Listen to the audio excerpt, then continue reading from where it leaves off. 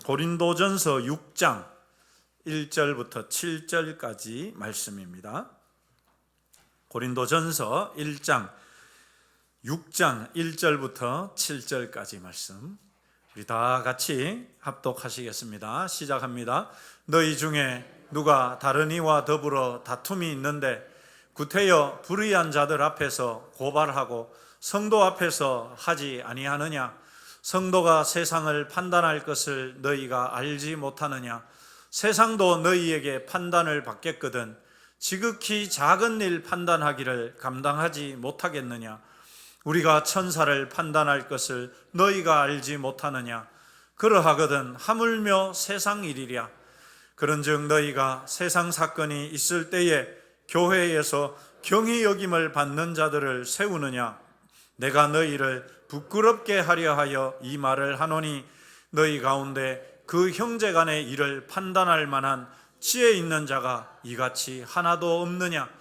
형제가 형제와 더불어 고발할 뿐더러 믿지 아니하는 자들 앞에서 하느냐?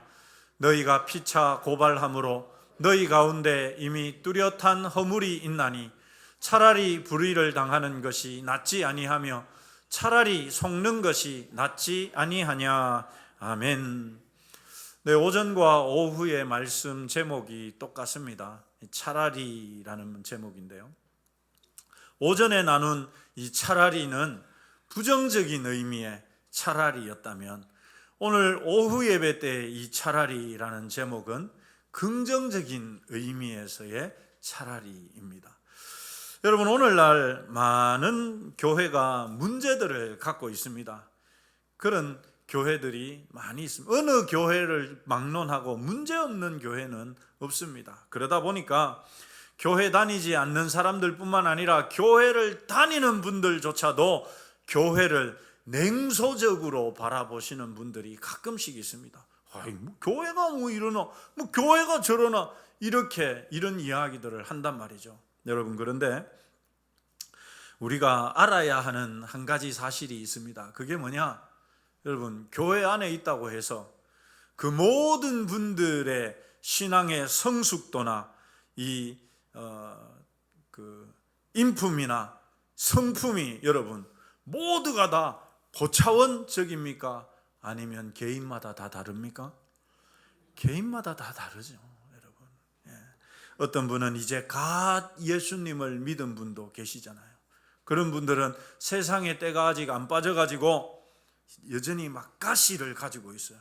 그래서 말로 막 이 사람도 찌르고 저 사람도 찌르고, 그런 분들 보면서 교회 다니는 사람이 저렇노?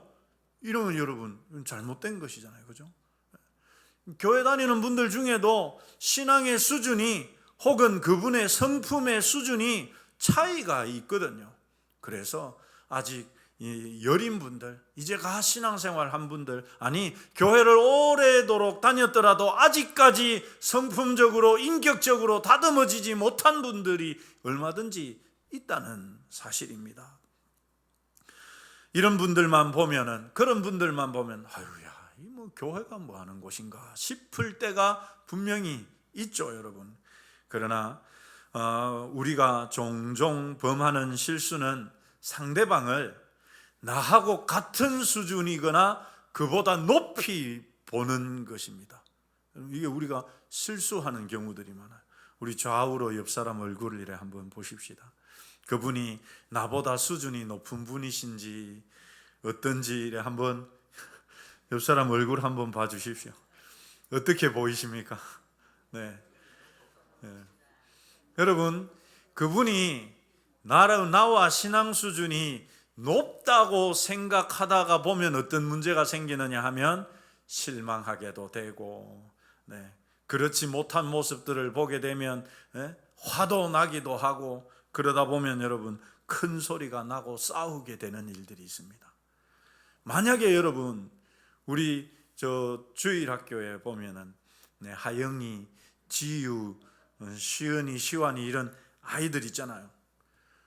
만약에 여러분 지금 여기에 계신 분들이 그 아이들하고 싸우시는 분 있습니까? 없습니까?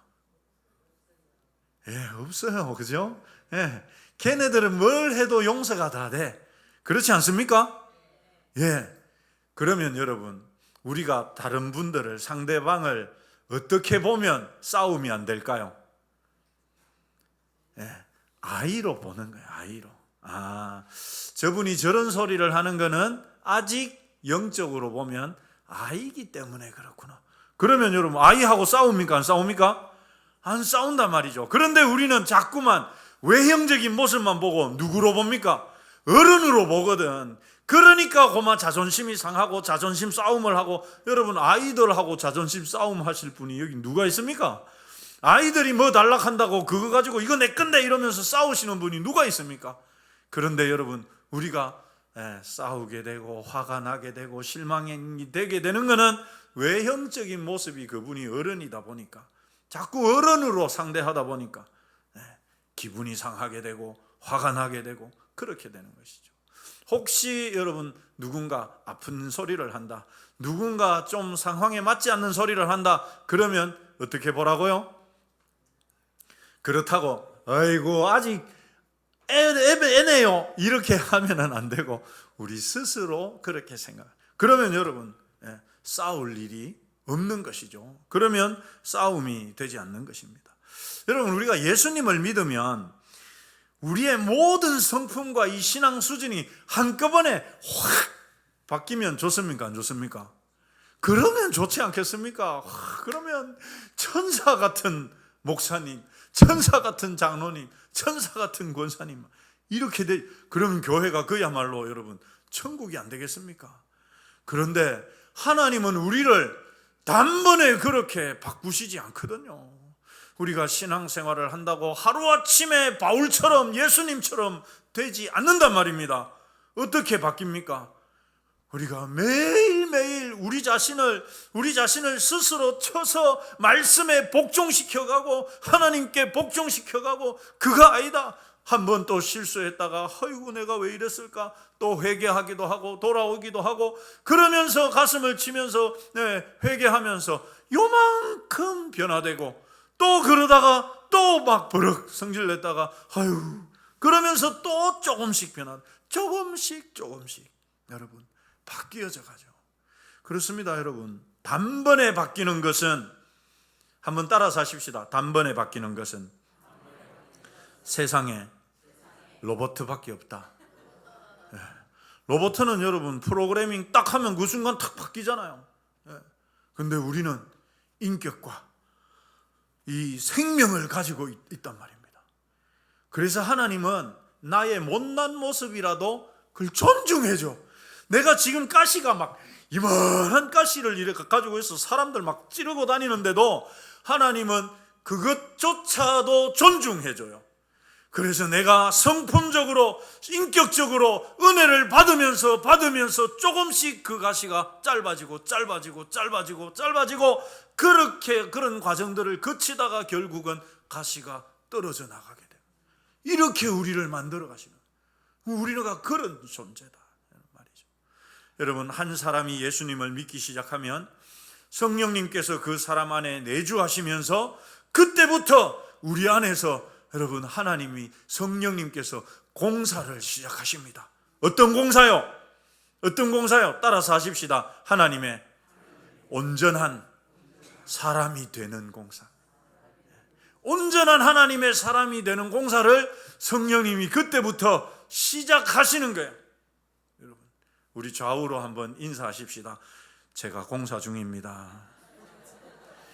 공사 중에 불편을 드려서 죄송합니다.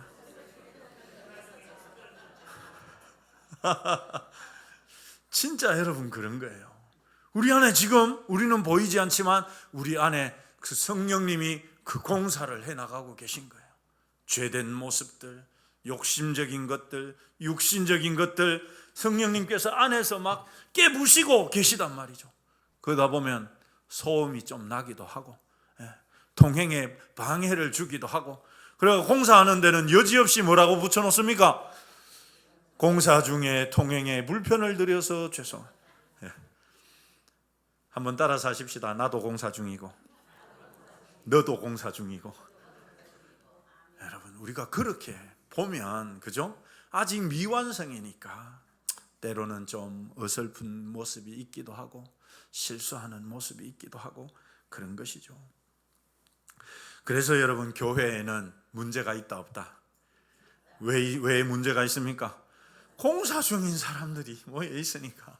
공사 중인 사람들이 모여 있으니까 교회에 문제가 있을 수 있는 것입니다. 자, 그런데 여러분, 오늘날 교회에 제 아무리 문제가 많다고 하더라도 고린도 교회만은 못하다. 고린도 교회는 여러분 한마디로 문제투성이에요. 문제 종합 세트. 이 땅에 오늘날 교회들이 가지고 있는 모든 문제들이 고린도 교회 하나에 다 있었습니다.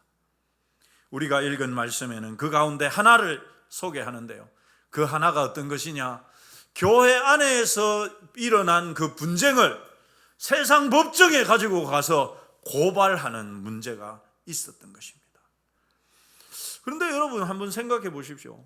아니, 교회 안에 문제 해결 안 되면 그러면 세상 법원에 가가지고 심판받는 거 뭐가 나쁜 거라고? 왜 하나님은 이것을 잘못이라고, 그러지 말라고, 왜 이것이 문제라고 우리에게 말씀하시느냐? 그에 앞서서 여러분, 이 문제를 지금 지적하고 있는 이 바울도 알고 보면 세상 법정에 고발한 사람입니다. 우리 사도행전 25장 11절 말씀 같이 읽어보시죠. 시작합니다. 만일 내가 불의를 행하여 무슨 죽을 죄를 지었으면 죽기를 사양하지 아니할 것이나 만일 이 사람들이 나를 고발하는 것이 다 사실이 아니면 아무도 나를 그들에게 내어줄 수 없나이다. 내가 가이사께, 여러분, 여기 가이사가 누구냐? 로마 황제거든요. 그러니까 바울이 지금 이 세상 법정에 너희들 고발하지 마라고 했는데 정작 바울 자신은 세상 법정인 로마 황제에게 고발했단 말입니다. 상소를 했단 말입니다. 아니, 그러면 자기는 해도 되고 우리는 하면 안 되고, 여러분, 그런 것일까요? 그게 아니겠죠. 일단 여러분, 바울이 지금 여기에 말하는 것은 보면은 그냥 고발하는 것이 아니라 뭐라고 이야기합니까? 상소하는 것이죠. 첫 번째 재판을 받았습니다. 유대인 법정에서. 그런데 이 유대인들이 바울을 죽이려고 하는 거예요. 그럼 왜 죽이려고 했을까요? 복음 전한다고 죽이려고 한 거예요. 여러분, 세상 법정에 고발하는 것을 하지 말라고 하는 가장 주된 이유가 뭐냐 하면 복음 전파에 방해가 된다는 겁니다. 교회가 막 재산 문제로 서로 막 싸우고 다른 문제 때문에 서로 세상 법정에 가져가면 여러분, 그 판사가 교회를 어떻게 보겠습니까? 교회가 이렇노? 그 판사에게 누가 예수님 믿으라 한다 하면은 여러분, 그 판사가 뭐라 할까요? 니나 잘 믿어라. 그러지 않겠습니까? 하등 덕이 되지 않는단 말입니다. 그런데 바울은 복음 전파를 못하도록 재판을 받는 거예요. 그래서 바울이 로마 황제에게 항소한 가장 중요한 이유가 뭐냐? 로마에도 복음을 전하려고. 그 이유입니다, 여러분. 로마에도 이 바울이 로마에 갈 수 있는 방법이 당시에는 그것밖에 없었어요. 안 그러면 여기 유대인들에게 잡혀서 죽어야 되거든. 그런데 하나님은 바울에게 네가 로마까지 가야 된다라고 하셨기 때문에 바울은 자기가 가지고 있는 로마 시민의 권리를 사용해서 황제에게 항소를 했고, 그렇게 해서 로마로 가서 바울은 그 로마에서도 복음을 전하는 일을 하게 된 것입니다. 그래서 바울의 이 항소 목적은 자기 민족을 고발하려는 것, 우리 안에 있는 교회 안의 문제를 고발하려는 것이 전혀 아니다는 것을 이 사도행전 28장 18절 19절에서 이렇게 보여줍니다. 로마인이 나를 신문하여 죽일 제목이 없으므로 석방하려 했지만 내가 가이사에게 이렇게 할 수 없이 마지못해서 상소하는 것이고 우리 민족 고발하려고 하는 거 아니다, 이렇게 바울이 말을 합니다. 바울이 본문에서 피차 세상 법정에 고발하지 말라고 하는 이유가 뭐냐? 첫 번째, 한번 따라서 하십시다. 성도는 세상을 판단할 자이기 때문이다. 여러분, 판단할 자가 세상을 판단하는 자인데, 성도들은 세상을 판단하는 사람인데 그 판단을 받는 세상 보고 야, 나 좀 판단해줘, 나 좀 재판해줘, 이것 좀 해결해줘 라고 말하는 것 자체가 이치에 맞지 않는다는 말입니다. 여러분, 우리가 좀 전에 주일학교 아이들 이야기를 했습니다마는 어른들이 혹은 대학생들이 자기들끼리 막 문제가 생겼는데 유치원생한테 가가지고 야, 이것 좀 들어보고 누가 올바른지 니 좀 판단 좀 해줘, 이카는 사람 있습니까? 없습니까? 없습니다. 이치적으로 그렇다는 말이에요. 우리가 세상을 판단할 사람들인데 우리가 판단하는 그 세상대로 우리 좀 판단해 달라고 하는 것은 이치적으로 맞지 않는다. 그래서 이것을 2절에서 이렇게 우리에게 알려줍니다. 우리 같이 읽어보시죠. 시작합니다. 성도가 세상을 판단할 것을 너희가 알지 못하느냐? 세상도 너희에게 판단을 받겠거든 지극히 작은 일 판단하기를 감당하지 못하겠느냐? 여기에 2절에 여러분 제일 끝에 지극히 작은 일 판단하기를 감당치 못하느냐 이래놓으니까 어떤 분들은 작은 일은 세상 법정에 가져가면 안 되고 큰 일은 가져가도 된다, 또 이렇게 말하는 분들이 있고요. 여러분, 문맥이 그런 문맥이 아니지 않습니까? 교회 안에 우리가 세상을 판단하는 사람인데 어떻게 세상의 판단을 구할 수가 있느냐, 이 말이죠. 그것이 옳지 못하다는 말. 그렇게 하는 것 자체는 자기 자신을 부정하는 거예요. 성도라는 이 고귀한 신분을 내던지는 것이 된다는 말입니다. 그래서 교회의 문제를 세상 법정에 가져가지 말라 이야기합니다. 두 번째, 세상에 그렇게 재판을 맡기는 것은, 한번 따라서 하십시다, 부끄러운 일이기 때문이다. 우리 5절 말씀 같이 한번 읽읍시다. 시작합니다.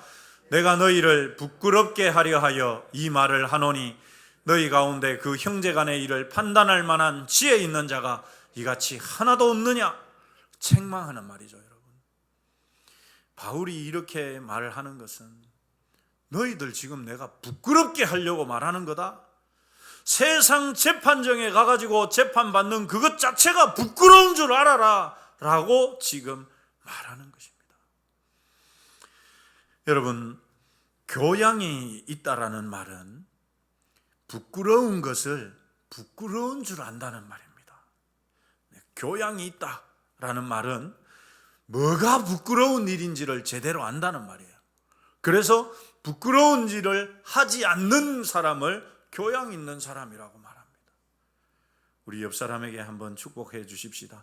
교양 있는 분이 됩시다. 여러분, 교양이 있는 분이 막 길거리 가다가 막 화장실 급하다고 남의 집 담벼락 앞에 앉아가지고 볼일 봅니까? 안 봅니까? 안 봅니다.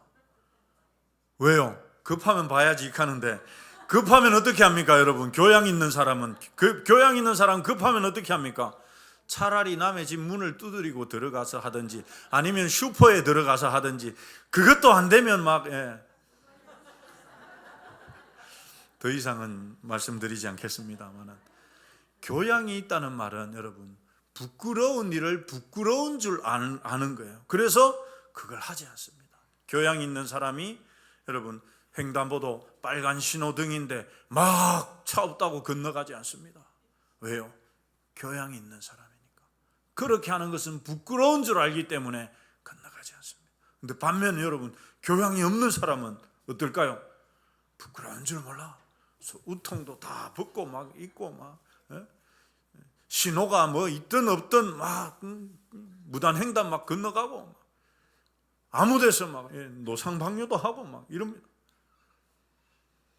여러분, 우리가 그리스도인이라는 말은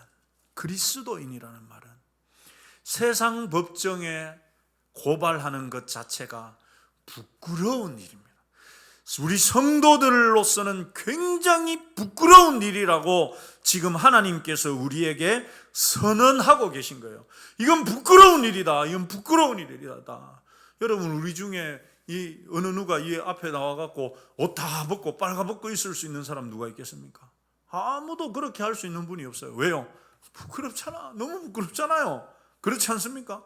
그래서 안 해. 그런데 성도가 세상 법정에 가서 고발하고 교회의 문제를 가지고 나가는 것은 부끄러운 일이다. 그건 부끄러운 일이다. 부끄러운 줄 알아라. 라고 말씀하고 있는 것입니다.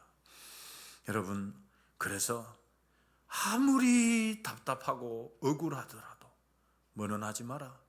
세상 법정까지 찾아가서 고발하지 말아라. 그건 부끄러운 일이다. 라는 말입니다. 교회 안에서 풀고 그게 안 되면 참아라.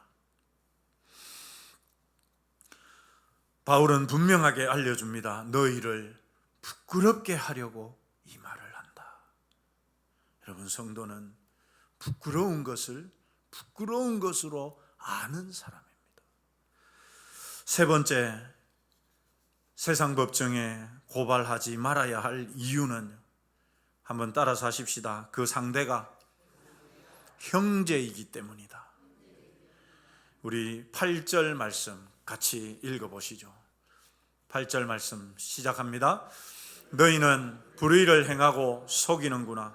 그는 너희 누구라고요? 형제다. 여러분, 우리 좌우로 한번 인사하십시다. 우리는 형제입니다. 여러분, 형제가 누구죠? 형제가 누굽니까? 형제는 같은 부모님을 두고 있는 사람들이 형제잖아요. 그럼 형제끼리는 어떻게 합니까? 내가 손해보더라도 참아주고 양보하고, 그래도 뭐 못났어도 그래도 사랑해야 하는 존재가 형제 아니겠습니까? 물론 세상이 너무 악해서 요즘은 형제 사이도 피도 눈물도 없는 관계가 되고 있습니다만은 우리는 그래서는 안 된다. 우리는 그러면 안 된다라고 말합니다. 여러분, 형제끼리 서로 싸우면 제일 가슴 아파하는 사람이 누굴까요? 어떻게 그렇게 잘하십니까? 예. 형제들 당사자들도 여러분 속상하고 상처를 받지만 제일 마음 아픈 분이 누굽니까? 부모예요. 부모입니다. 마찬가지로 우리끼리 분쟁하게 되면 가장 가슴 아파하는 분이 누굽니까? 하나님이죠. 하나님입니다. 바울은 형제끼리 분쟁하는 것 자체가, 그 형제끼리 그렇게 싸우는 것 자체가 누가 옳고 누가 그러냐를 떠나서 그 자체가 이미 잘못된 것이다. 상당히 잘못된 것이다라고 말합니다. 여러분, 분명히 더 잘한 사람이 있을 것이고 더 잘못한 사람이 분명히 있겠죠. 그러니까 싸울 거 아닙니까? 그러나 형제끼리 싸우는 것 자체가 옳고 그름을 떠나가지고 잘못이다라고 우리 7절에서 이야기합니다. 7절 말씀 같이 읽어보시죠. 시작합니다. 너희가 피차 고발함으로 너희 가운데 이미 뚜렷한 뭐가 있다고요? 허물이 있다. 분쟁하는 것 그 자체가 이미 허물이다. 이미 잘못된 거다라고 이야기하는, 분명 여러분 더 잘못한 사람이 있겠죠. 분명히 잘못한 사람이 있을 겁니다. 그러나 그렇다 하더라도 그렇게 싸움이 되었다는 것 자체로도 잘못된 거다. 잘못된 거다. 바울은 여기에 대한 해결책으로 이렇게 제안합니다. 우리 7절 하반절 같이 읽어보시죠. 시작합니다. 차라리 불의를 당하는 것이 낫지 아니하며 차라리 속는 것이 낫지 아니하냐. 한 번 더 읽겠습니다. 시작합니다. 차라리 불의를 당하는 것이 낫지 아니하며 차라리 속는 것이 낫지 아니하냐. 여러분, 무슨 말입니까? 형제끼리 싸우느니 차라리 내가 지고 마는 게 낫지 않겠느냐. 차라리 내가 쏘아주는 게 낫지 않겠느냐. 차라리 내가 손해보는 게 낫지 않겠느냐. 그 말입니다. 하나님께서 우리에게 바라시는 것이 이겁니다. 여러분, 한 번 더 따라서 하십시다. 차라리 내가 져주자. 차라리 내가 손해보자. 여러분, 하나님이, 여러분, 부모가 큰아들 작은아들이 있는데 재산 문제로 둘이 붙었어요. 부모 가슴이 어떻습니까?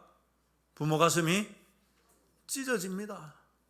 그래서 큰아들 찾아가가지고, 부모가 큰아들 찾아가가지고 뭐라고 하겠습니까, 여러분?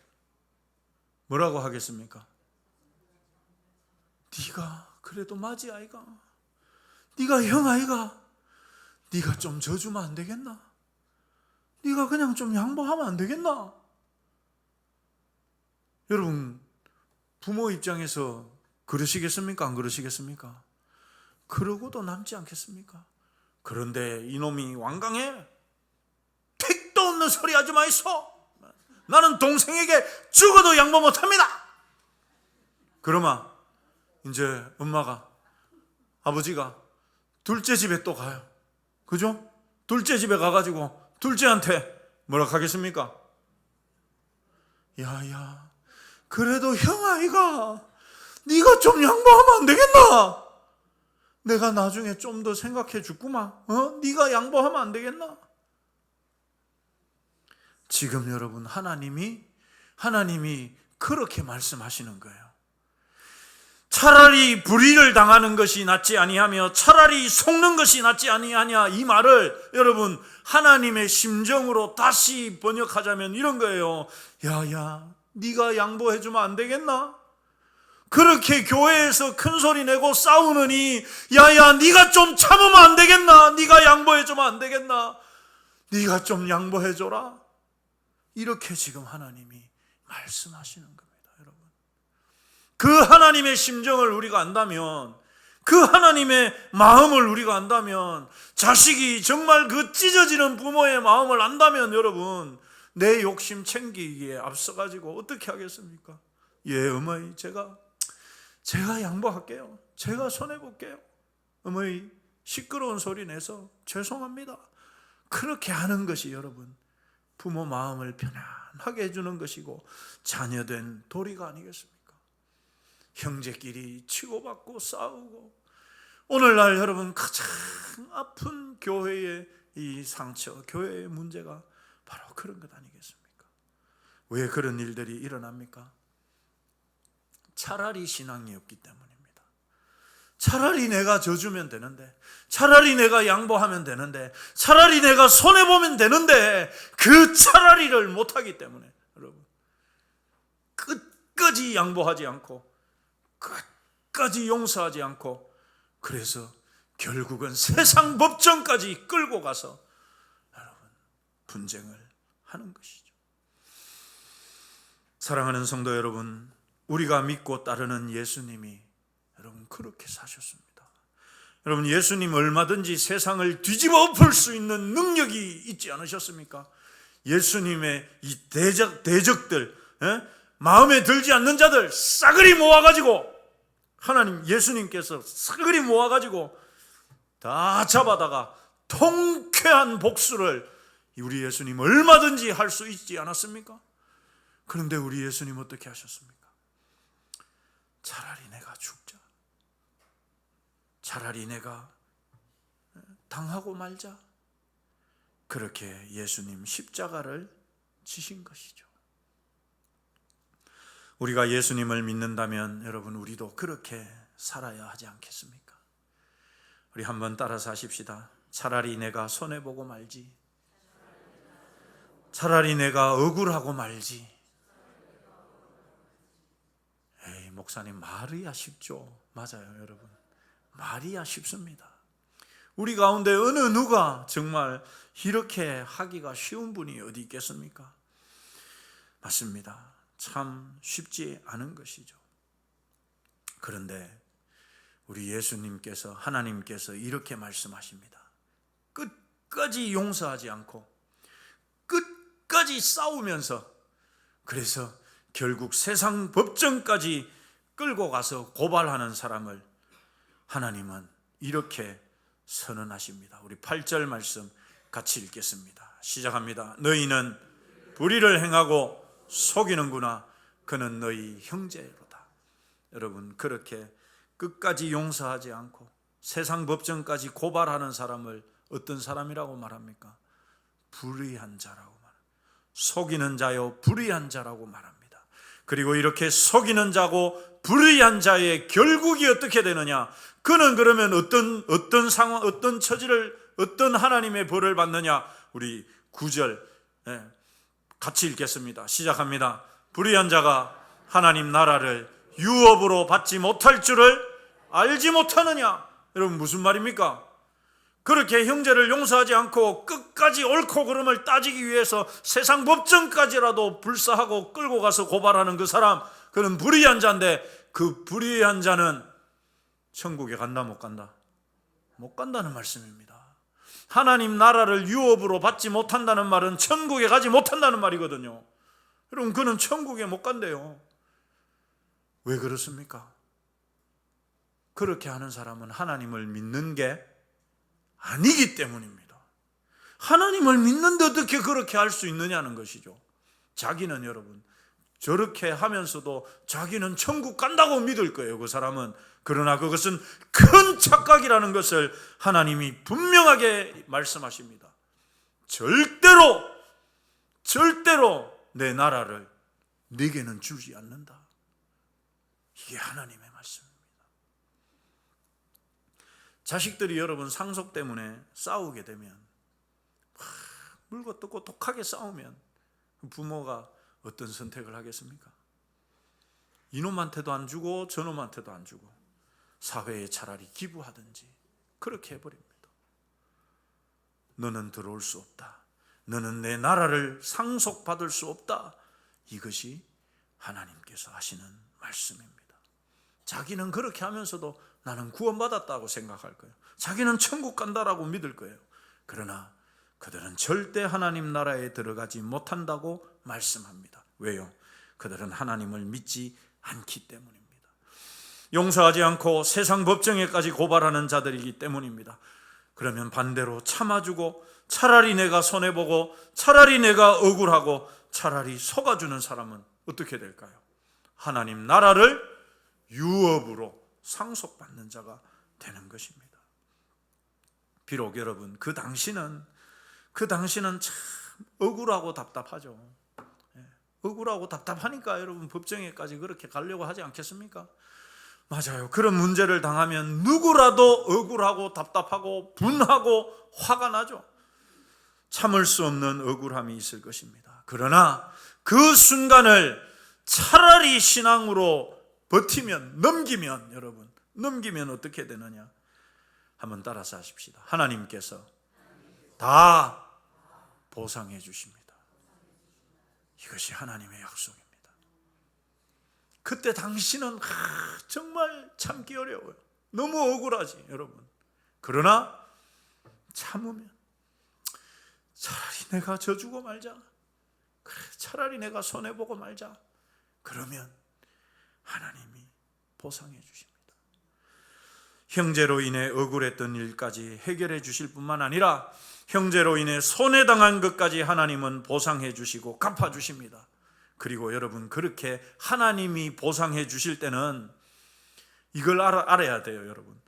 내가 용서 안 하고 끝까지 세상 법정까지 가가지고 고발해가지고 내가 이겼어, 승소했어, 봐라 내가 맞지, 그래가지고 내가 거기에서 이겨서 얻는 유익보다, 여러분, 그렇게 해서 내가 얻는 유익보다 내가 차라리 신앙으로 손해보고 참고 견뎠을 때 하나님께서 내게 갚아주시는, 보상해 주시는 것은 비교할 수 없이 많다는 사실입니다.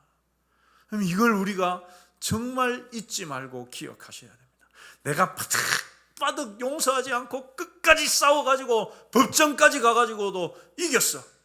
그래서 얻는 유익과는 비교할 수 없는 것으로 하나님이 반드시 갚아주신다는 사실입니다. 여러분, 물론 이 차라리 신앙은요, 하루아침에 도달할 수 있는 것이 아닙니다. 그래서 우리가 뭘 해야 될까요? 따라서 하십시다. 연습하고 훈련해야 된다. 그렇습니다, 여러분. 차라리 내가 참아주자, 차라리 내가 손해보자, 차라리 내가 억울하자, 이걸 계속해서 기억하면서 오늘도 연습하고 내일도 연습하고 또 불뚝 한바탕 싸웠다가도 내가 참았어야 되는데, 그래, 그러면서 또 한 번 더 차라리 내가 손해보자. 여러분, 그렇게 하는 것은 절대 패배자가 되는 것도 아니고, 여러분, 약한 자라는 표시도 절대 아닙니다. 오히려 그것은 주님 안에서 주님을 믿기 때문에 할 수 있는 진짜 승리자만이 할 수 있는 것입니다. 차라리 내가 손해보자, 이것은요, 진짜 주님을 믿는 자만이 할 수 있는 것입니다. 교회에서 일어나는 많은 문제가 이 차라리 신앙이 없어서 생깁니다. 서로 이기려고 하고, 서로 손해보지 않으려고 하고, 서로 속지 않으려고 하기 때문에 시끄러워지고 분쟁이 생기는 것이죠. 그리고는 그 분쟁을 해결하기 위해 세상 법정의 송사까지도 불사합니다. 사랑하는 성도 여러분, 우리 차라리 신앙, 이 차라리 신앙이 진짜 신앙인입니다. 차라리 신앙이 진짜 하나님 자녀의 표시입니다.